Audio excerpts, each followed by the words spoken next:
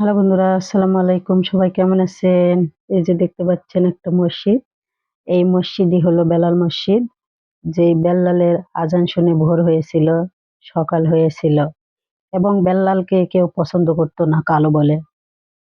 আমাদের হযরত মুহাম্মদ সাল্লাল্লাহু আলাইহি সাল্লাম বেল্লালকে বলেছিলেন, "হে বেল্লাল, তুমি আজান না দিলে সকাল হবে না।" সুবহানাল্লাহ। তখন বেল্লাল আজান দিল, আজান দিয়ে ভোর হলো। কেউ শুনুক আর না শুনুক, আমাদের হযরত মুহাম্মদ সাল্লাল্লাহু আলাইহি সাল্লামের ঘুম ভাঙতো বেল্লালের আযান শুনে। সুবহানাল্লাহ। তাহলে তাদের উম্মত হয়ে আমরা কেন কালো মানুষকে দেখে ঘৃণা চোখে দেখব? যে আমার হযরত মুহাম্মদ সাল্লাল্লাহু আলাইহি সাল্লাম নিজে পছন্দ করতেন কালো মানুষকে।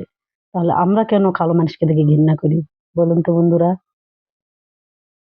আপনি কি জানেন জান্নাতের সবচেয়ে নরম জিনিস কি? জান্নাতে থাকবে এমন একটি গাছ যার ছায়া ১০০ বছরের পথ চললেও শেষ হবে না। আবার এমন একজন ফেরেশতা আছে যার ডানায় আসমান জমিন ঢেকে যায়।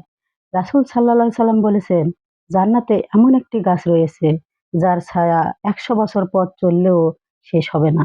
সহিহ বুখারী ৩২৫১ জান্নাতে সবচেয়ে নরম হবে মুমিনের চোখের পলক। রাসূল সাল্লাল্লাহু আলাইহি সাল্লাম বলেছিলেন, জান্নাতের রেশমও এত নরম হবে না যতটা নরম হবে জান্নাতবাসীর চোখের পলক। সুবহানাল্লাহ। এমন একজন ফেরেশতা আছে যার ডানায় আসমান জমিন ঢেকে যায়। হাদিসে এসেছে জিবরাইল আলাইহিস সালামের যার ৬০০ টি ডানা যা আকাশমণ্ডলে জমি ঢেকে ফেলত।